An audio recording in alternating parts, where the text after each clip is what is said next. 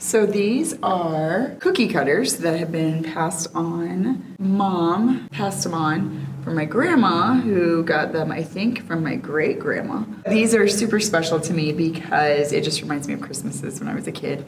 And we actually use my great grandma Hanson's recipe, which is made with Crisco shortening. So they're super fattening, but delicious. And both my mom and my grandma used these when I made cookies as a child.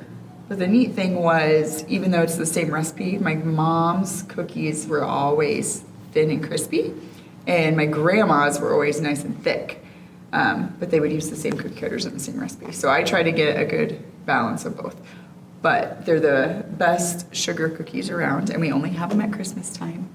And these metal cookie cutters clean up very nice. The angel is always very special in our family. We only make one or two of the angels because she's very delicate, especially when you make the cookies. And she's usually the last cookie we eat this season. So we keep that very safe. And she usually breaks here and there. But yeah, very special. I think these have held up really well, considering we just store them in a Ziploc bag and get them out each year. So yeah, they definitely hold up and cut better than some of the cheaper plastic ones.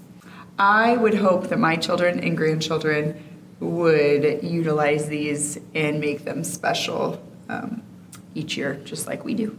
This is my troll collection from when I was little. So I don't know how trolls started. This was before the Trolls movies were even a thing. I lived in Woodward then, Woodward, Iowa. And just small town. Each week, like, you couldn't just buy these at the Walmart or the Target. You had to get them at a specialty place.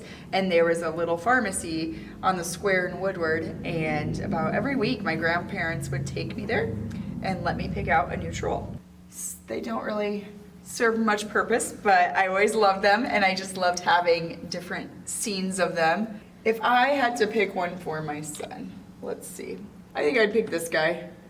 Because Grayson right now is 8 years old, almost, and he's into music and rock and roll, and I think this depicts that pretty well, what he feels like on the inside.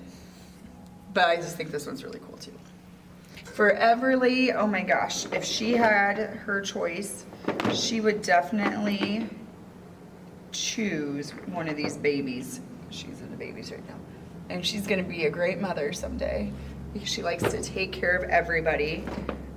So I would say the little baby ones. I think my children will understand. My son especially, he collects a lot of unique things, and I think knowing how unique it is will be very special to them one of these days. And I'm really glad I saved them.